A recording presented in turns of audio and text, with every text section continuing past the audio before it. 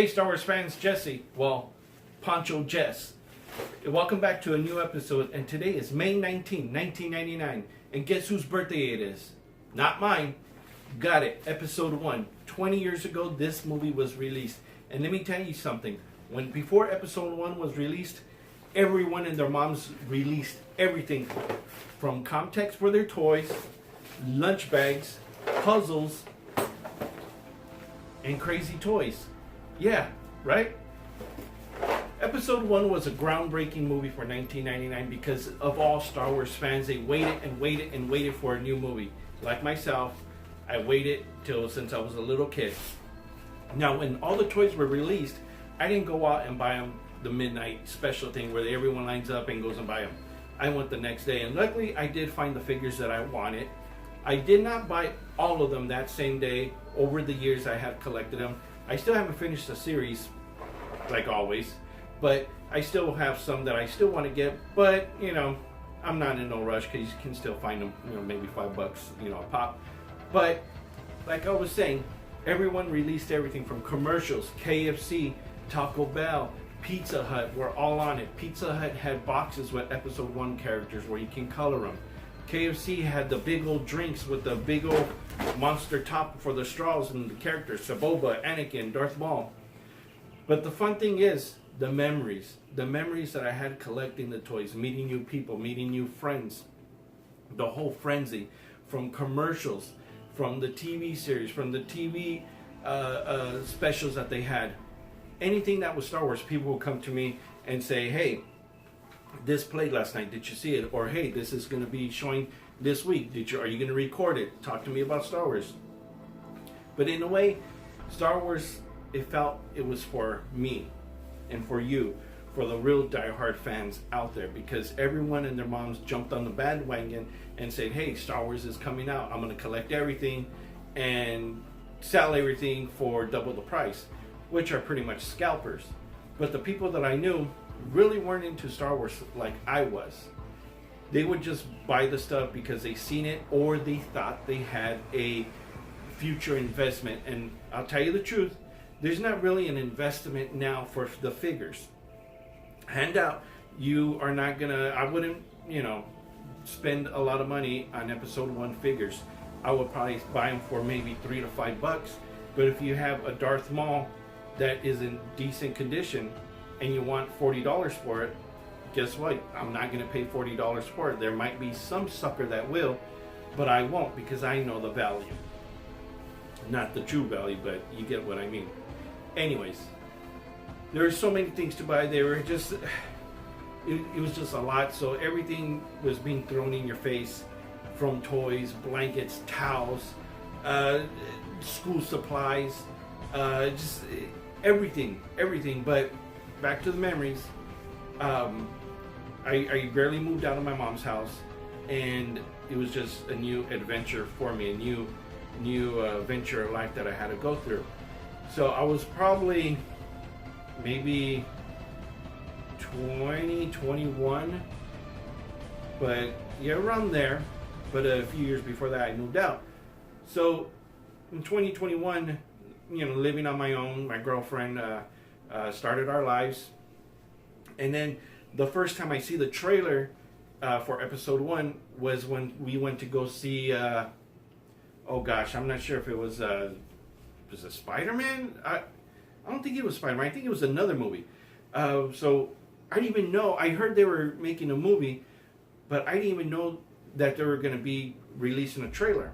So back then, the internet was new. I roughly got a new computer, but I really didn't know how to use the web that much, so I kind of just let it be. So as we're watching the movie, well, before we watched the movie, the trailer came out, and I was like, wait a minute, what is this? And it said Lucasfilm. I was like, what? No way. And it's a first trailer that you see the Gungans or their animals walking through the mist and stuff like that. And watching the first trailer, I was like, no freaking way. This is amazing. What the hell? You know, what the hell? This is so cool. So after that, I got in contact with some of my friends, and we were just like, we made a plan to go see it, midnight showing, and then in Westwood, California, which is kind of like a big thing over there. So we bought our tickets, watched it on the midnight showing, go home, caught a few hours of sleep. I had to wake up at 5 in the morning because we had to go to Westwood and wait in line for the afternoon showing. But there was so much people there, and we got interviewed for the news. But when we got home, they never showed us, they cut us out or whatever. We're just telling them how we're diehard fans and how we were waiting for this movie since we're little kids. But in all end, regardless of the movie, a lot of people didn't like it after. I loved it, but there was a bias to it later on, and I actually said that I hated episode 1 years later just because it didn't appeal to me, and it was more like for kids. As the years went on, I do enjoy the movie to a certain extent. I do like it. I can't say I hate it anymore compared to The Last Jedi. Oh God. But we'll talk about that in 20 years. So I respect it as a Star Wars movie. I respect it as a film, and I respect it as a fan. But the experience in life that I was having at that moment, I would say it's priceless. I love that movie because there was just so much stuff that I was experiencing in life on my own. And you guys know when you go out into this world alone, and it's you and whoever you're with, the person you love, best friend, whatever who you're with, it just makes it more enjoyable because my girlfriend at the time, who's my wife now, knew I was a diehard Star Wars fan, but my fandom grew, years, 20 years later, my fandom has grown so much more. But everywhere we go, I'll pick this up, I'll pick up this figure, or she'll find a Darth Maul figure. I had family members look for figures for me. People were going crazy looking for the battle. What happens when the force of Star Wars Episode 1 meets the irresistible taste of Lay's potato chips?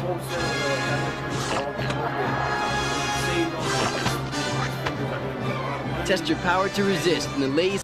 At that moment, maybe for a year, two, the figures were kind of expensive. Expensive if you went to scalpers or shows or.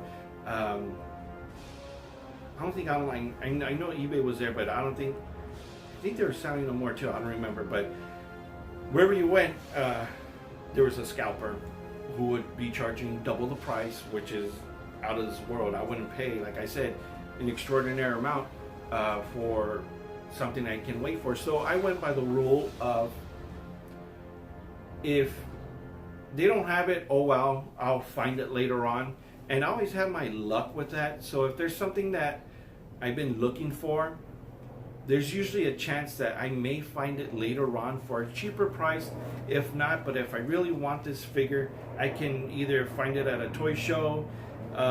There's a helicopter passing by. I'm not sure if you guys can hear it, but anyways, I always find my luck like that. So I'm not usually that hard up to get a figure. Like, for example, Darth Revan. He was released a few years ago for Black Series, and I found him at a toy show, Frankenstein's, and they wanted $50 for him. Regular price was $20. $50. My wife was like, "Hey, get it. If this is a hard figure to find and you can't find it, go ahead and get it." And I'm like, "Nah, I'm all right. I'm not gonna buy it because first, it's expensive as hell. I'm not gonna spend $50 on a figure." So a year and a half later, I actually find it at a toy show, not a toy show, a toy shop, for $20, regular price. And when I seen it online, I just wanted to make sure it was in bootleg. And I told him, I go, "Is this figure bootleg?" Because some of the bootleg figures do look pretty good, but it's a bootleg figure. I want the original.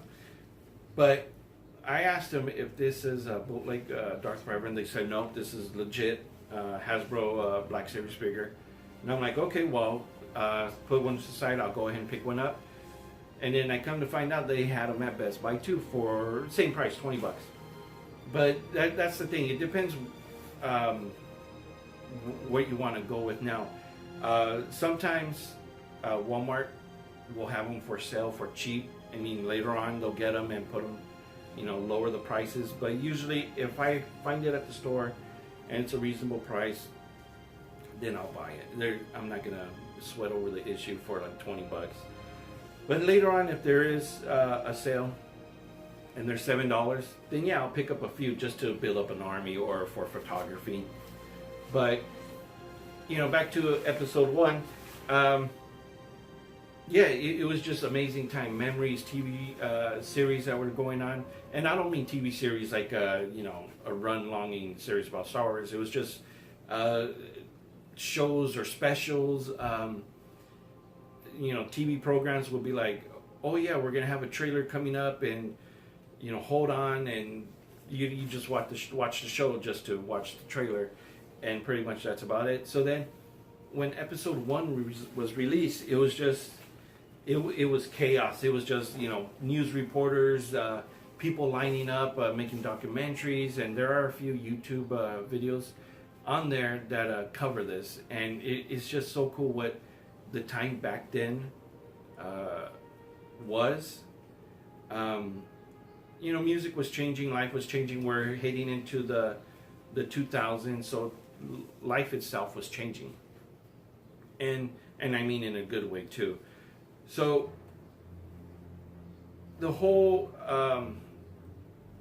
Star Wars community kind of band together and be like, all right, let's watch this, let's get together and, you know, make new friends. And I did actually make new friends. I do talk to my friends still every once in a while.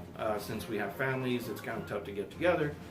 But I did make friends, and, you know, it's been already 20 years that we've been friends, and the thing that's kept us together was Star Wars.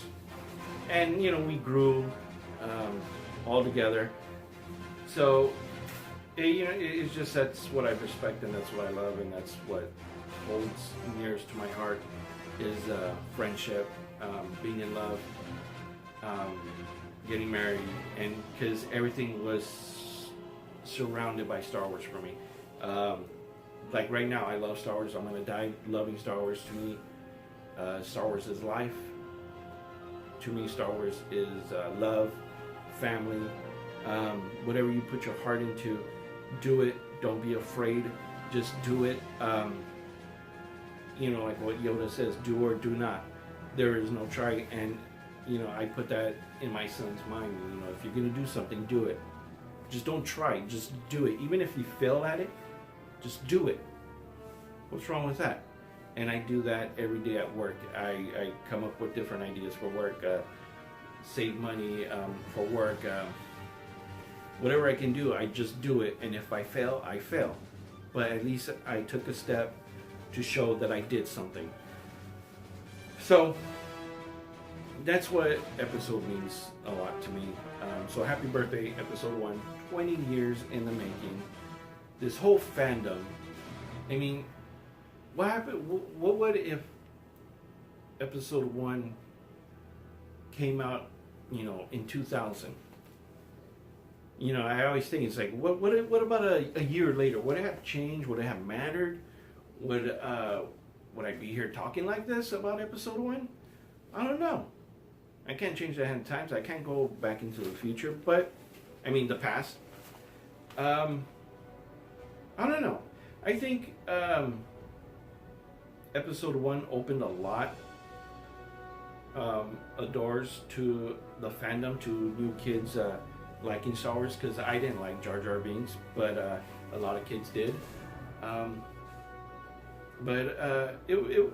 know, it's just Star Wars to me, and I get a lot of flack about it, but it's the honest truth. It's the honest truth. Star Wars changed the world. It changed everyone's life. Up until today, kids are affected by it. Adults are affected by it. It's just, it's going to be here forever. Star Wars will never go away. But what about if they didn't make an episode 1? You know, would the fandom be that much still? Or, I mean, it could be different. I mean, it's just, I know I'm rambling, but it's just, you know, episode 1. George Lucas, thank you for everything. Happy birthday, and you know, we'll see what the future brings. But for right now, I'm gonna watch episode 1, maybe twice. Well, probably like maybe once, but you know. But maybe next time I'll pull out all my figures and I'll go ahead and do a video. But like I said, I mean, people in the stores were just going bonkers and bringing out stuff like this. The batteries are dead, but it's a little tiger game, and it's a lightsaber form. But in the front, you're just swinging it around and trying to beat Darth Maul. And you know, they had like the comm link for the toys, like I showed you. Lunch bag. I took this lunch bag at my job. I got a professional job, and it was an insurance company, and I was the only person taking a Star Wars lunch bag. They're like, "What the hell is that?" I'm like, "Who? You know, who is that?" I'm like, "It's Darth Maul. It's from Episode 1." I'm a diehard Star Wars fan. And people are like, "Oh, you're one of those guys." I'm like, "What do you mean one of those guys?" "Oh, you're like one of those geeks or nerds that like Star Wars." I'm like, "Well, I'm a Star Wars fan. I'm not a geek or a nerd." I mean, that's kind of like an insult, you know, in a way.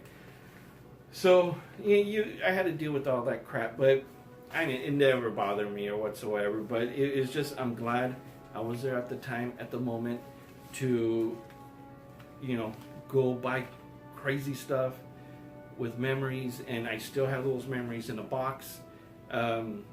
It's just, you know, I would love to have everything displayed, but, you know, as you can see, I have my Return of the Jedi sheet here. If you guys didn't notice, look at that. Isn't it groovy? It's awesome, right? Oh, look at my poncho. You like that? I think I'm going to change my name to Poncho Jess and wear this in the videos.